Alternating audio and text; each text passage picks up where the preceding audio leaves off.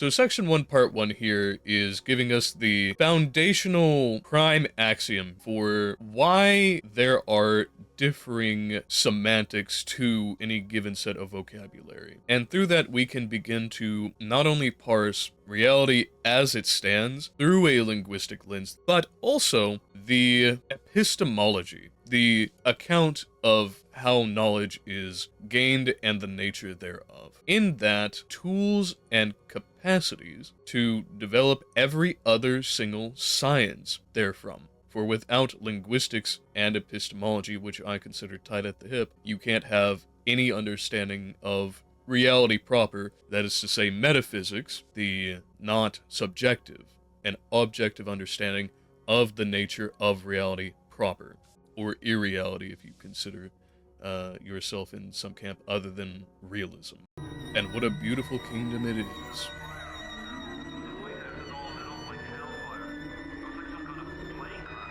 But as with all beautiful kingdoms, one must recognize that it is only so beautiful to that who built it.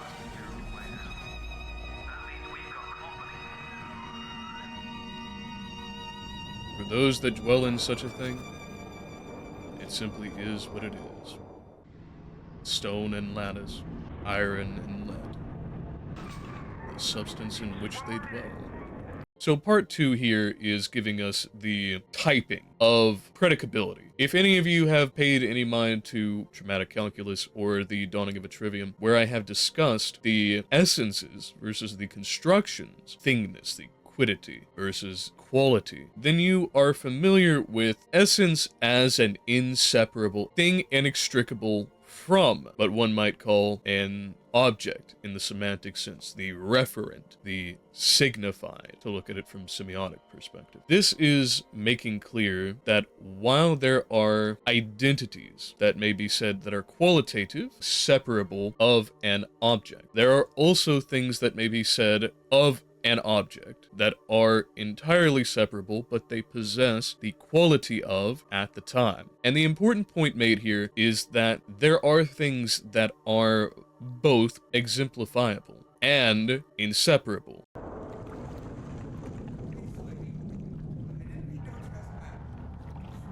Oh, no trespassing? Sorry, I'll go back. Introduced in part 3, differentiate are the things that can be said to make something not equivocal or univocal. They are, as the word implies, things that can be said which diverge rather than converge. And where there is a set of convergences, that is to say we can make some statement of universals versus existentials, there are two different types. Set theory goes into this very well. It describes a superset, a set of sets you can think of as the genus, and then you can have subsets, smaller sets that are the species. That is very much the crux of everything here. Oh, no. That's not what I want to be couched in.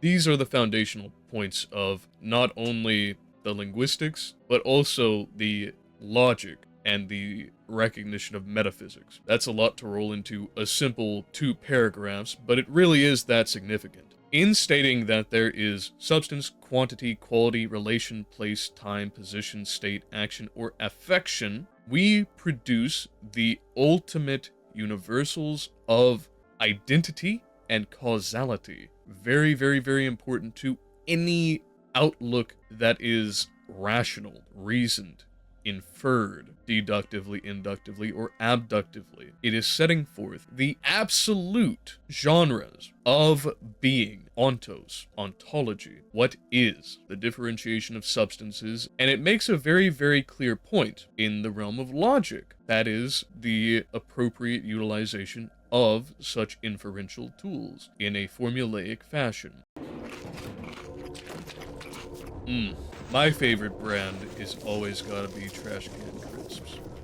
If you say, for instance, apple, let that be A. A, on its own, means nothing. It has no true or false value. It is not a statement of what is happening or what isn't happening. It simply is a statement of a substance. And if we take this from the abstraction of logic to the actual physical space that we inhabit, you can understand a bit more tangibly, corporeally, concretely, that only when these substances interface is there some statement of true, as we may derive it logically, or false. That is to say, something that is, or something that is not. The reality versus the unreality. Following through this, you can perhaps see how logic in and of itself is foundational to the epistemology, the capacity to know for any single conscious being. No kidding. Ah yes, a mysterious syringe. Yoink!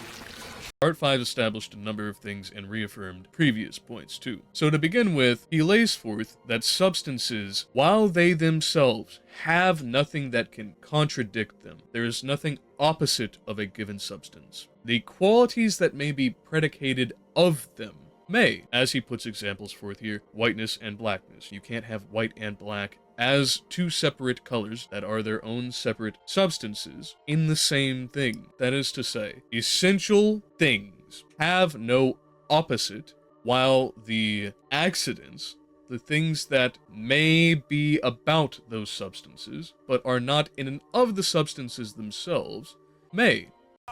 With the dark side of the force, dude.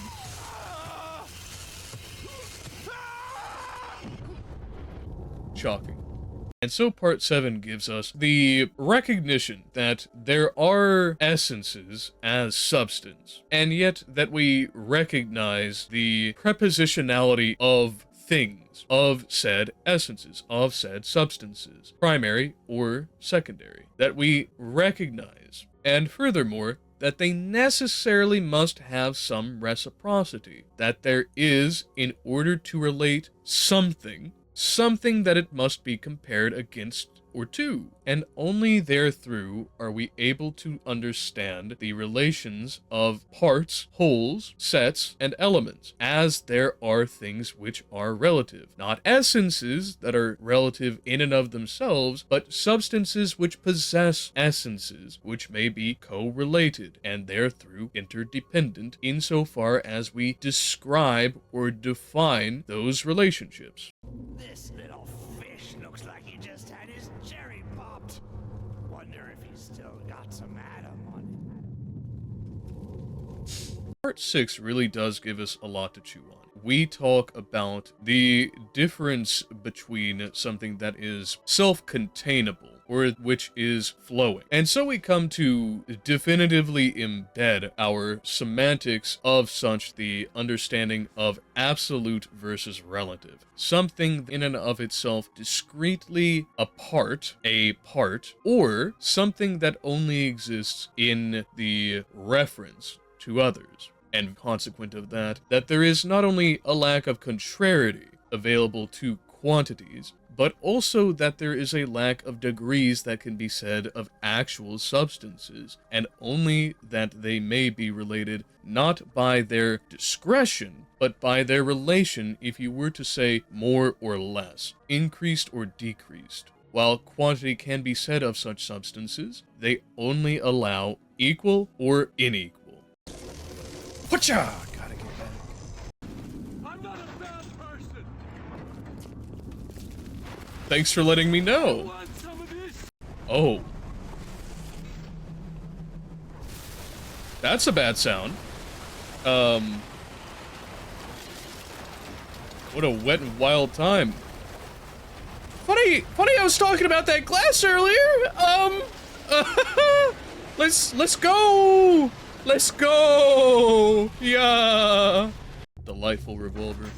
Kinda gives me like a Webley revolver vibe. Not exactly, of course, but I mean, the lines are very close, actually. Maybe it is based on such. Beautiful, beautiful piece of equipment. I wish I owned one. I may very well someday, if only I can get it chambered in something else. Put that in like 45 Colts sometimes. So you're telling me I can find all manner of things to patch myself up with, stuff in my gullet, and smack people or shoot people with in time, I suspect. But all in all, I can't find a torch or a headlamp. This whole arrangement is something I'm always more than pleased to see out of game devs. Having an environmental element tell a bit of story, that's what we live for around here. Pardon our dust.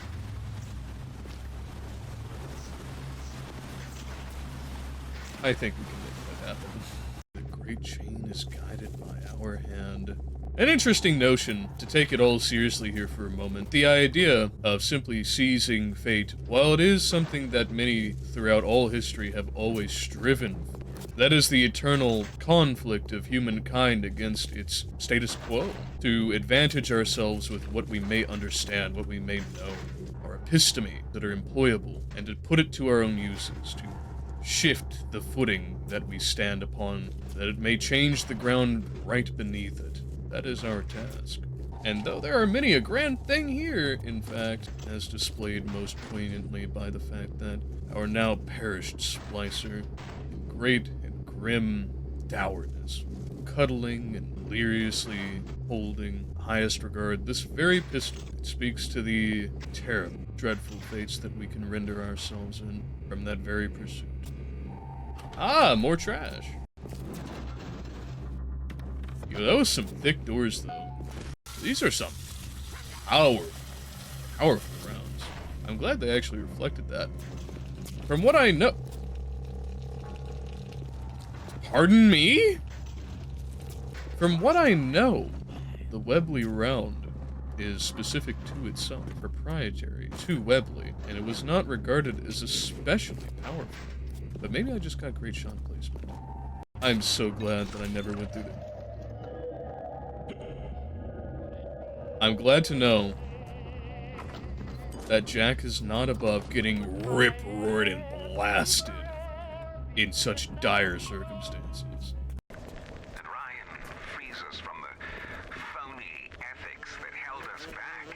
Change your look, change your sex, change your race. It's yours to change. Nobody else's. With unbridled freedom comes unbridled potential, as we understand, especially in reference to the Aristotelian sense. And once you are able to subvert a certain degree of substance, the permanency of substance is sex, face, body, life as a whole. That means that someone will take the chance to seize said potential, as is our human nature. The great chain, indeed, is something that we are able to tug upon. So then, it is at the behest of all who now live in a world rich with such additional potential that we must be good stewards thereof. If you don't, then you end up with something a little bit like this. Ring-a-ding-ding.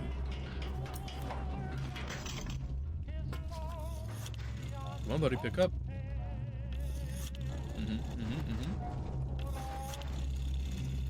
You open up! That's what I'm saying. Last time, I warned ya. Sorry, this is my phone booth, friend.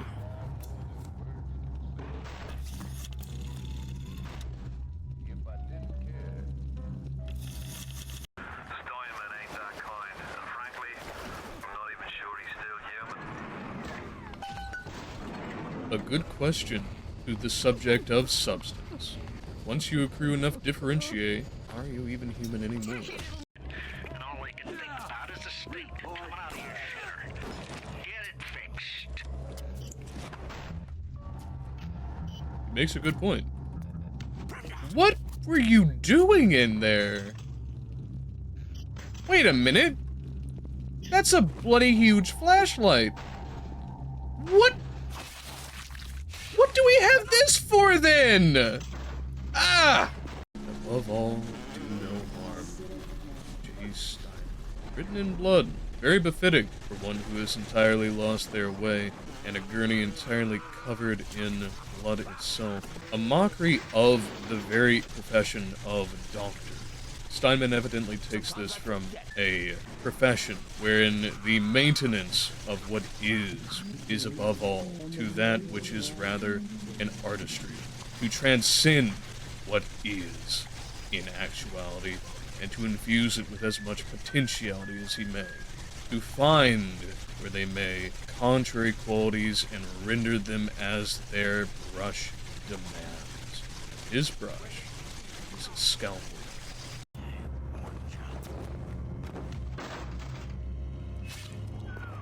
Careful now. Would you kindly lower that weapon for a minute? I guess I kindly will. Open up! That's one way to make angels. When Picasso became bored of painting people, he started representing them as cubes and other abstract forms. The world called him a genius. If I could do with a knife what that old Spaniard did with a brush. If only they ever asked for it. I don't necessarily consider such work genius. The mere act of recognizing the signs, yes, is valid, is interesting, is worthy of praise. But to then attempt to convey such a thing, such an abstraction, such a realization of the sign into materiality from the form which it ultimately is, that is the not simply moral failing, but material failure as well. Oh, you're about to get reamed, friend.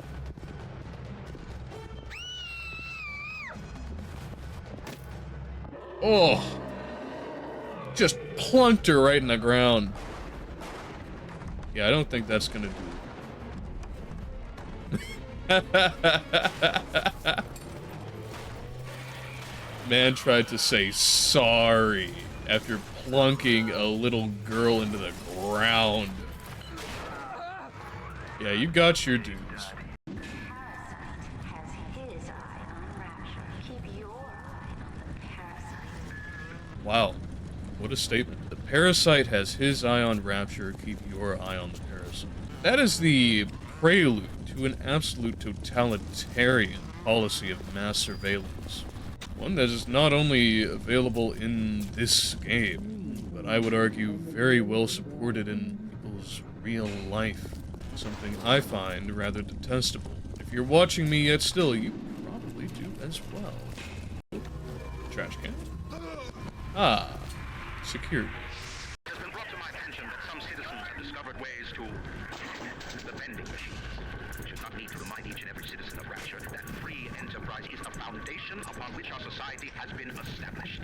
But that then brings into question, does it not, why precisely they might be yet paying for the goods, and even still are utilizing the services despite. To what end may free enterprise support itself if there is no one to enterprise to? And even if there may be a good surplus of individuals who are able to be enterprised to, how are they able to ascertain such things to be enterprised in the first place? If not for a population of those who are in possession of the knowledge and function of producing such, the sheer necessity of not only the executor that foots the capital, but also the producer who takes such capital to produce. Oh, Christ! You're trapped! Gonna try to override the exit from here! That's fine. I could absolutely subsist on ceramic tiles for a while. Aesthetics are a moral imperative. The signs as an imperative, a categoric imperative perhaps even, a universal imperative, deontologic in nature, is a claim that asserts the irreal, what we wish to place into reality, above the real, not in a proceeding fashion, but a preceding fashion. And even from a logic perspective, we understand that denying the antecedent is a fallacy that renders any statements, predicates, propositions invalid and therefore false. It is not so much then, in my opinion, that the spirit is improper of the pursuit of realizing aesthetic, even in the physical form, but rather the methodology The fallacy too is real. Simply because something is fallacious does not necessarily render it unactionable. But it is vicious. Oh, darling, you shouldn't have. Then I won't. Now that I think about it, it is worth saying that the circus of values is not simply just a gesture towards the market itself, but also, especially, in the call for coming back with money. That value is not simply subjective. There is an objective element to it, in that where we assign material valuation worth, axes, that is then something that becomes, through the power of subjectivity, something that is actionable. That is the value of axiology. And the circusing of such a thing, the playing upon it as a mere grounds for entertainment, for the practice of consumption. Well, does it defile it? Value as a principle? Perhaps, perhaps not, but it certainly turns it into a spectacle. Fontaine Dandy Dentures. Now ain't that a winning crowd? I can't help but drool at this. Just even something as simple as your respawn. That they integrate respawning not simply as, well, you fucking died, time to get good again or face the same fate, as dropping down into the environment, but actually having a real mechanism, like some other games have, yes, like Borderlands, that immediately comes to mind. They put a reason in the game for your respawn. Now obviously, while that doesn't work for every single story, where you can fit it in, I think it's a very good device. Check out the... Oh! That is an eternal flame! That's a lovely... Come back down.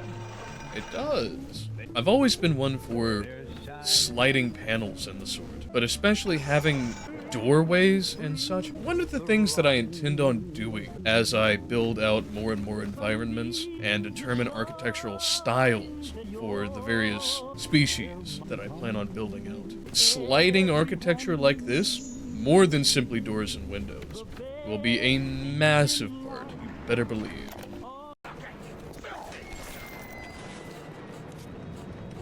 Oh. Yo. Alright. Well, you'll be easy to... Well, you took care of it for me. I haven't mentioned it since Pac-Man World, though especially put on display here. Even with my fears earlier, this being on hard mode, of running out of health and having some trouble with surviving some more intense conflicts, even then, they have managed to get their pacing done expertly. In that, as I go through, they have just enough pickups to sustain me all throughout. That's good work. Oh. Again! Flashlight! Would have been handy! I don't think there's any glass here. They simply have a wall of a filter that goes out into the greater area in order to deliver the visible effect as though there were a piece of glass. Aha. Taking a closer look at it, that is a pre-rendered skybox out there that I'm looking at. You can see with the subtle details of the artifacting and how the edges are preserved through the filter, as well as the radius around the pistol, probably in order to make this run easier on console, as well as preserve resources on PC. And with the model poking through of the pistol, that's a skybox out there, and I know for a fact this is just a filter. They even have proper aberration horizontally rather than just vertically, as you would anticipate through the movement of the paint. It sort of curls around. Does that deal damage if you get hit? I gotta know. Nope. But it does shunt you. I love that. Let's do it again. Bet you I can... I bet you. Alright, here we go. Now that's Din Din. Ryan Industries introduces the latest in wartime deterrent genetics. Yo! And talk about critique! an outright joke at the notion of deterrence. I don't know who specifically was writing these, and that one in particular, but they clearly had their heads screwed on straight.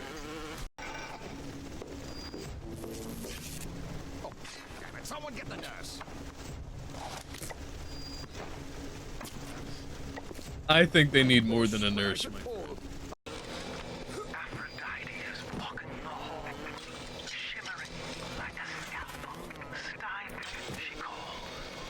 Stein, I have what you're looking for. To characterize his ideal as Aphrodite has a lot of implication behind it. The sheer dedication that he has accommodated unto the raw pursuit of aesthetic, his ideal form over any amount of function, let alone ethic, which he dispenses with outright, is daimonic, as you may be more familiar with the phrase.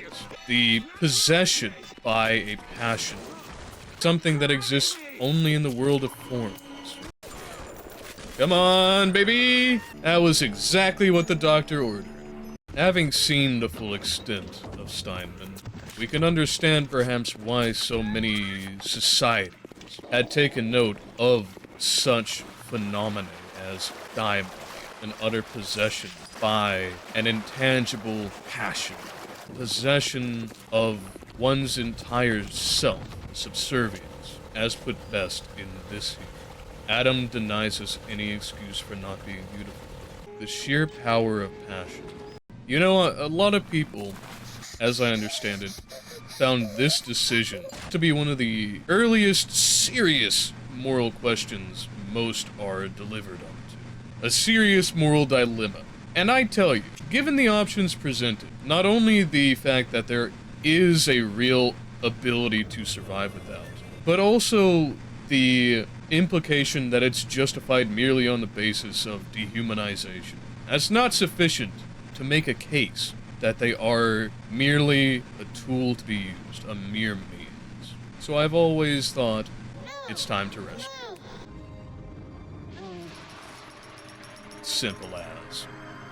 Thank you. And made all the more clear that you can, in fact, return their humanity. Tenenbaums playing you for a sap. Those things may look like wee little girls, but looks don't make it so. You need all the Adam you can get to survive. He's right. It's not mere looks that makes an individual human. It's the capacity to reason. We are, above all, the rational animal. And though that might be taken as something rather contentious, I don't think it is warranted so. In order to define something, it must have the appropriate context. And if there is an animal that is able to be predicated as rational, that is to say that it possesses the potentiality as an essence of it, that I think is what Atlas likes.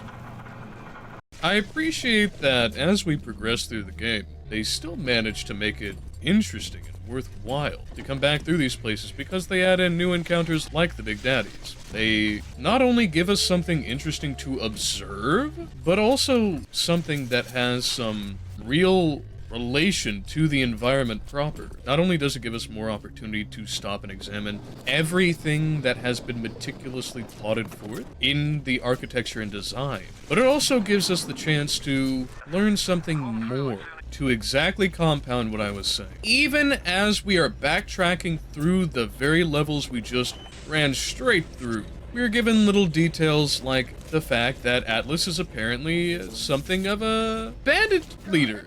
Even as we come to question. I do! Even as we come to question what his role in all of this is. Who and why